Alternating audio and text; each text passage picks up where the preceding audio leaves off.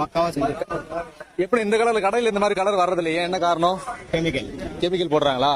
இந்த அளவுக்கு கருப்பா இருக்கு. நானும் கருப்பட்டி நினைச்சேன், கருப்பட்டி இல்ல. இதுதான் அப்ப வெள்ளம் வந்து கலப்படம் இல்லாம தான் இந்த கலர் தான் இருக்கும்.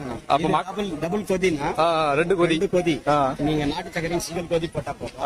இப்பவுமே எந்த விதமான ரசாயனம் கலப்படம் இல்லாம செஞ்சது. ஆமா, ஓகே. நீங்க எந்த ஊர்னா? கருப்பட்டி வேணா உங்களுக்கு கான்டாக்ட் பண்ணா வாங்கி.